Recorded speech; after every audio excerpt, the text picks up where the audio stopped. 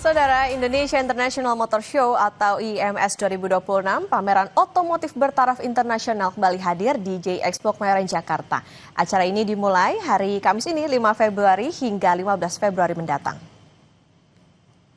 Tahun lalu IMS 2025 yang digelar selama 11 hari sukses kedatangan sekitar 579.000 pengunjung, naik sekitar 3% dibandingkan IMS tahun sebelumnya.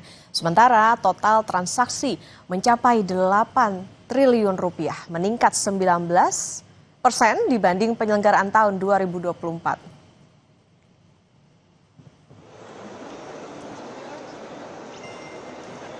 Dan untuk mengetahui apa saja agenda di hari pertama Indonesia International Motor Show atau IMS 2026, sudah ada jurnalis Kompas TV Renata Panggalo dan juru kamera Aufa Farid. Renata, selamat pagi. Seperti apa persiapan pembukaan IMS 2026? Ada kegiatan apa saja di hari pertama ini, Renata? Ya, tentunya di hari pertama Indonesia International Motor Show hari ini, Saudara Okta dan juga Saudara, ini persiapannya sudah dilakukan cukup matang. Di belakang saya ini sudah banyak sekali stand-stand atau booth-booth dari berbagai macam merek. Ini sudah berdiri begitu ya di salah satu ruangan di J-Expo Kemayoran. Lebih lengkapnya Saudara, kami akan tunjukkan langsung kepada Anda bagaimana situasi terkininya. Jadi memang ini sudah mendekati opening ceremony begitu ya, atau upacara pembukaan dari Indonesia International Motor Show 2026, dan sudah terlihat begitu ya dari berbagai merek yang akan hadir di event kali ini, yang dimana memang kalau dari informasi yang kami dapatkan ada lebih dari 180 brand otomotif dan industri pendukung yang dipastikan hadir. Dan kemudian juga bahkan ada 35 merek kendaraan roda 4 yang akan meramaikan hall pameran, mulai dari nama-nama yang dari Jepang, Eropa, hingga China, dan pemain kendaraan listrik dari global. Dan bahkan dalam event tahun ini, Okta dan juga Saudara, nantinya dari sejumlah pabrikan ini akan menjanjikan world premiere, first appearance, hingga pengumuman harga resmi model terbaru dari mereka. Memang kalau untuk tahun ini tetap saja sorotan kuatnya ini masih mengarah pada elektrifikasi dan juga teknologi hybrid dari masing-masing merek begitu ya. Dan juga tidak hanya menghadirkan pameran saja, tetapi para pengunjung ini juga bisa merasakan begitu ya test drive eksklusif dari beberapa merek yang hadir di event pada tahun ini. Rencananya opening ceremony ini akan digelar pada pukul 10, dan memang dari tadi ini sudah banyak sekali ya begitu panitia-panitia yang hilir mudik untuk terus mempersiapkan jelang upacara pembukaan nanti, Okta.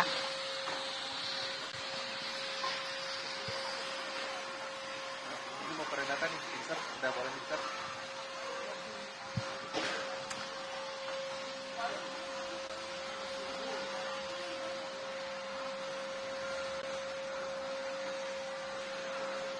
Nah, Renata, tentunya tidak hanya pameran otomotif di IMS hari ini, ada program apa saja yang ditawarkan, Renata? Mungkin ada promo-promo, diskon atau apa di sana?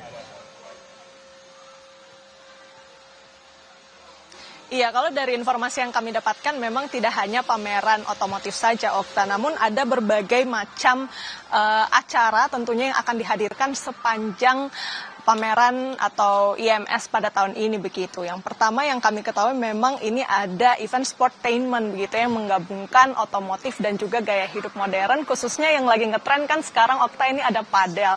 Nah, di pameran kali ini nantinya akan ada turnamen padel, dan hadiahnya juga cukup menarik, Okta dan juga Saudara, yaitu 1 unit mobil listrik. Jadi tentunya ini sangat menarik begitu ya untuk para peserta atau pengunjung begitu yang ingin langsung merasakan bagaimana experience dari penggabungan antara gaya hidup modern sekarang dan juga otomotif. Selain itu juga ada berbagai acara lain seperti Infinite Life, Infinite Show, kemudian juga ada School Edutainment, dan juga tadi yang saya sudah katakan ada test drive, Okta. Baik, terima kasih atas laporan Anda, jurnalis Kompas TV Renata Panggalo dan juru kamera Aufa Farid. Selamat bertugas kembali, Renata. Saudara, Indonesia International Motor Show IMS 2026 pameran otomotif bertaraf internasional kembali hadir di J Expo Kemayoran Jakarta. Acara ini dimulai hari ini Kamis 5 Februari hingga 15 Februari mendatang. Lantas seperti apa pasar otomotif Indonesia di awal 2026 dan bagaimana penjualan kendaraan listrik di 2026 ini? Akan kita bahas bersama dengan pengamat otomotif yang juga Training Director Safety Defensive Consultant Indonesia atau SDCI, Sony Susmana. Selamat pagi Pak Sony. Selamat pagi Mbak Okta. Oke Pak Sony, kita melihat hari ini IMS sudah mulai dibuka. Gimana kontribusi IMS ini untuk mendongkrak pasar otomotif tentunya di awal tahun 2026 ini? Iya, khususnya otomotif ya, ini kan bagian dari teknologi, yaitu fondasi dari akselerasi pembentukan peradaban manusia. Jadi ini bagus sekali dengan adanya pameran otomotif ini. Jadi dari sisi saya diberikan pilihan bahwa banyak sekali merek-merek yang hadir di pameran tersebut, baik itu dari Amerika, Eropa, China, dan sebagainya. Dan di pameran ini juga menghadirkan bermacam-macam teknologi dan fitur dari kendaraan tersebut. Jadi masyarakat di sini diberikan banyak pilihan lah. Dibeli disesuaikan dengan kebutuhannya masing-masing. Jadi ini penting sekali, bagus sekali karena yang tadi saya bilang, fondasi dari akselerasi pembentukan peradaban manusia. Jadi setiap inovasi atau apapun yang timbul itu untuk memenuhi kebutuhan manusia, Mbak. Jadi bagaimana kita memperluas kemampuan, kemudian menghadapi tantangan di depan, karena masalah-masalah dari teknologi ini kan banyak ya. Ini sebuah proses yang harus kita hadapi dan kita sikapi. Dan ini PR dari pemerintah, yaitu salah satunya memberikan edukasi kepada masyarakat. Jadi teknologi ini kan semakin tinggi, semakin harus dioperasionalkan dengan teknologi yang canggih juga, ya kan? Operasionalnya bagus, kemudian fasilitas-fasilitas yang diberikan oleh negara, misalnya pajak, insentif, dan sebagainya sudah dilakukan. Kemudian perawatan juga dari pihak KTPM juga harus digencarkan, artinya ini bagian dari servis dari mereka. Kemudian infrastruktur juga nggak kalah penting, Mbak, karena banyak sekali charging station yang ada di daerah-daerah itu hanya sebagai pajangan. Ada fisiknya, tapi kadang-kadang tidak berfungsi. Jadi itu PR kita untuk bagaimana charging station untuk segera beroperasi, bermanfaat buat masyarakat-masyarakat yang menggunakan mobil EV keluar kota. Memang pada umumnya mobil EV ini lebih layak dipakai untuk perjalanan dalam kota atau jarak pendek. Tetapi ya masyarakat Indonesia kan pastinya mau membeli satu mobil untuk berbagai kebutuhan ya, baik itu jarak pendek maupun jarak panjang. Nah, dalam hal ini sebentar lagi ada musim libur panjang yaitu Lebaran. Pasti banyak sekali pengguna-pengguna EV yang melakukan perjalanan panjang dengan menggunakan mobil listrik. Jadi PR pemerintah untuk memperbaiki fasilitas dan infrastruktur yang ada di daerah-daerah. Oke, teknologinya makin beragam, makin maju. Kemudian juga tadi ada beragam insentif yang juga ditawarkan oleh pemerintah. Lantas kalau peta persaingannya mobil di Indonesia tahun 2026 kira-kira seperti apa nih Pak Sony? Kalau menurut saya ini bagus banget ya, karena brand-brand dari China masuk ke Indonesia itu berbagai merek, berbagai fitur. Ada yang fiturnya ya, karena mobil EV ini kan sebenarnya mobil otonomus, hanya berbeda level ya, dari level 1 sampai level 3, karena yang full itu sampai level 5. Nah ini ada misalnya ada mild hybrid, ada baterai, ada hidrogen, ada rev, ada macam-macam lah. Jadi kita beli mobil jangan ngikut kata tetangga misalnya, tetapi sesuaikan dengan kebutuhannya. Lihat dan dapatkan informasi dari memang orang yang ahlinya.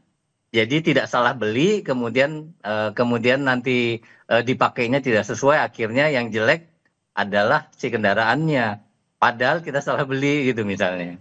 Jadi disesuaikan dengan kebutuhannya. Oke, sesuai dengan kebutuhan, jangan ikut kata tetangga, harus riset sendiri. Nah, Pak Sony, kalau tipe atau fitur mobil yang pas untuk konsumen Indonesia tuh yang seperti apa sih Pak? Apakah SUV atau sedan atau seperti apa? Kalau dilihat dari iklim di Indonesia kan memang sekarang lagi musim banjir ya, kemudian jalannya banyak yang rusak. Memang sebaiknya yang mobil relatif tinggi, misalnya MPV atau SUV. Yang mobil-mobil pendek menurut saya boleh dipakai, digunakan, tetapi untuk memang yang medannya relatif lebih ringan, tidak ada banyak polisi tidur atau tidak banyak lubang dan berbagai hal gitu Mbak. Oke, jadi memperhatikan bagaimana itu tadi ya, balik lagi soal kebutuhan dan juga tadi antisipasi kalau tadi terjadi banjir dan lain sebagainya. Oke, Pak Sony, gimana dengan penjualan kendaraan listrik di tahun 2026 nih kalau kita lihat insentif kendaraan listrik completely built up atau CBU yang impor ini nggak lagi diperpanjang nih sama pemerintah? Menurut saya sih pasti tahun 2026 penjualannya tetap bagus ya. Karena insentif ini kan bagian kecil dari peran pemerintah, tetapi kebutuhan masyarakat balik lagi terhadap kendaraan EV ini penting sekali. Kenapa? Kita tahu bahwa udara di Jabodetabek khususnya ini udah sangat-sangat mengkhawatirkan. Udah polusinya tinggi, jadi kalau masyarakat membeli mobil EV itu saya berterima kasih sekali. Kenapa? Ini salah satu yang menyumbang iklim atau polusi di udara ini lebih rendah di Jabodetabek. Salah satunya itu. Kemudian efisiensi kan di sini. Mobilnya lebih nyaman, lebih ramah lingkungan tadi. Dan jangan lupa mobil EV ini kalau kita lihat di media sosial, banyak sekali kecelakaan-kecelakaan tapi mobilnya tetap kokoh gitu Mbak. Oke, nah ini itu salah tadi satu pertimbangannya. salah satu pertimbangan untuk membeli mobil listrik. Oke, Pak Sony, itu tadi kalau mobil listrik, kita bicara soal LCGC. Kayaknya LCGC ini kan juga jadi primadona lah untuk masyarakat untuk beli mobil. Nah, kalau di tahun 2025, Pak Sony melihat pasar seperti apa? Kemudian kalau di 2026 ini akankah meningkat atau seperti apa untuk masyarakat bisa beli LCGC? Pastinya akan jadi persaingan ya antara EV sama LCGC ya. Tapi menurut saya balik lagi kepada kebutuhan masyarakat. Jangan dihilangin LCGC-nya, itu bagian dari persaingan. Tetapi kalau melihat 2026 ini ya EV memang lebih memikat di hati masyarakat lah.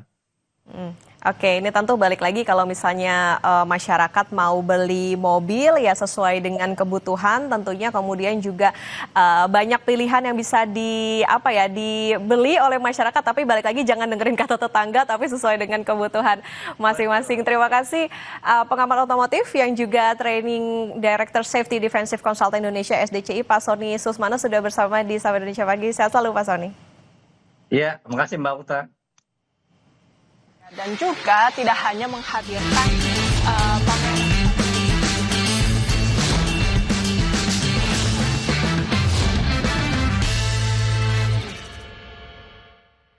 Sebelum ada penggeledahan sekuritas terkait saham gorengan oleh Barreskrim Polri, Menteri Keuangan Purbaya Sadewa sempat sentil manajemen pasar saham beberapa bulan lalu untuk membersihkan pasar dari praktik manipulasi